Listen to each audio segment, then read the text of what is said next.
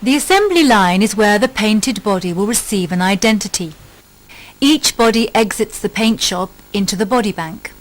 From here, the bodies are loaded onto the car assembly line. It is necessary to sequence the build of certain models to make the assembly process practical. Data relating to the vehicle is broadcast to strategic points around the assembly line. This allows for some of the assembly work to be completed before the vehicle arrives at the assembly point online, maximizing efficiency. The assembly line is separated into production zones.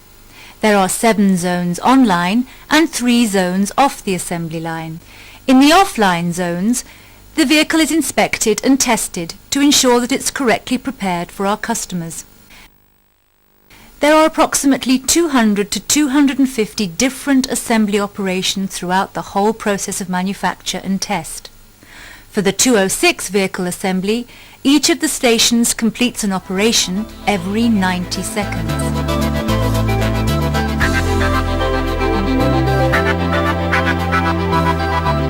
For the majority of assembly, the bodies travel on specially designed carriers that are driven by a floor conveyor. Some vehicles are equipped with a glass roof. If this is the case, before being loaded onto the assembly line, they pass through a robotic cell in the body storage area where the roof is fitted. The first operation online is the removal of all doors. This makes the build process more efficient and cost-effective. The operator disconnects the door, then loads it to the door conveyor using a manipulator device. We'll talk about the door assembly flow later. If the customer has requested a sunroof, then this is fitted next. If not, the body will move to the first 3 zones of the assembly line, which are used for preparation of the vehicle. Once the main electrical wiring is in place, the main interior components are fitted. For example, the body's insulations, carpets and seat belts. The fascia comes next. It's a large and awkward shape, so the operator at this station has a manipulator to help. The fascia is equipped on a small sub-assembly line that runs adjacent to the main assembly line.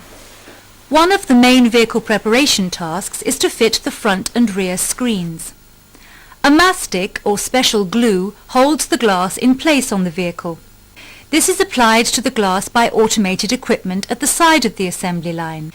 The assembly operator fits the front glass with the aid of a specially designed screen manipulator, which positions the glass on the body and applies pressure. The final part of the body preparation phase is then completed. Rear bumpers, rear lights and any exterior badges are put into place. The car is then ready to go to the final assembly stage. Our car now reaches a new level. Literally. The body is now elevated on overhead carriers as the next stage takes place underneath the car. The fuel tank assembly, which arrives online in a sub-assembled condition, is fitted to the car with the use of another specially designed manipulator. Fuel, brake and any other hydraulic lines can then be connected. Engines arrive as assembled units. However, some final preparation work is required before they can be fitted to the vehicle. This is completed on an engine preparation line that runs adjacent to the assembly line. As the body arrives on the assembly line, the tables that are running on a synchronized line rise and push the engine and axles into position. Teams of operators secure it into place. After the engine and axle fit, the exhausts and spare wheel are positioned and secured on the vehicle. Once the main mechanical components are fitted and the fluid pipe secured, the fluid filling operations of the vehicle's hydraulic circuits can begin. Equipment online allows the operations to be completed using automated filling, and as soon as this is completed, the vehicle returns to a lower level. The handbrake is adjusted to customer requirements, and following this, the front and rear seats are fitted. They arrive at the assembly line direct from the supplier, fully assembled. Again, this operation is synchronized, so the correct seats are fitted into the correct car. A few finishing touches need to be completed, such as fitting the airbag modules, setting the steering racks and fitting the headlamps. Fuel is now added, as the car will soon be started for the first time. The wheels are now attached to the vehicle using a manipulator. They are then fixed using specially designed equipment that secures all 4 of the wheel bolts consecutively. The vehicle is now returned to the floor. The battery is fitted and connected to allow the electrical functions to operate. Before ignition, a full electronic test and programming operation using specially designed diagnostic devices is completed on each vehicle. Coolant, power steering and wash wipe fluids can now be added using more automated filling equipment. Remember the doors that we removed? The doors travel to a door assembly zone on a conveyor system that is nearly 1 mile or 1,600 meters long.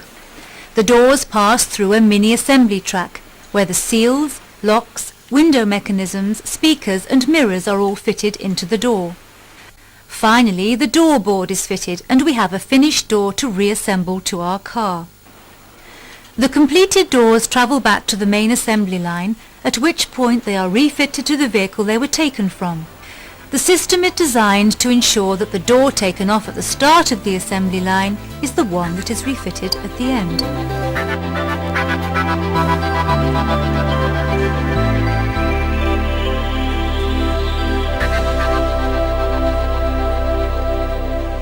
We now have a car that functions normally. However, before it can be driven properly, it is passed through a specialist wheel balancing or tracking unit to prevent any steering problems. We have reached the end of the traditional assembly operations. The car is completely assembled and fully operational.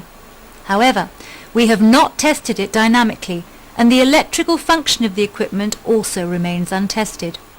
We will now move to a final stage in assembly entitled conditioning for the customer. The first stage is out on the test track.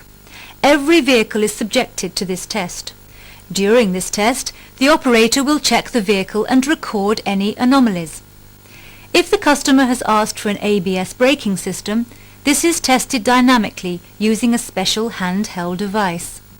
This device talks to the vehicle electronically during the brake test and ensures the system functions correctly.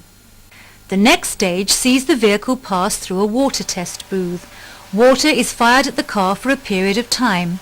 Then, using ultraviolet lights, inspectors will check that no water has found its way past the seals. Once these checks are completed, the next set of tests are aspect, paint and body, and functional. These ensure that defects are identified quickly and repaired before the vehicle leaves the factory. A final and comprehensive electronic test of the vehicle's electronic system is completed using specialist diagnostic equipment. Finally, a wax protection is applied to the underside of the vehicle before it's delivered to the transport department for onward delivery to our customers.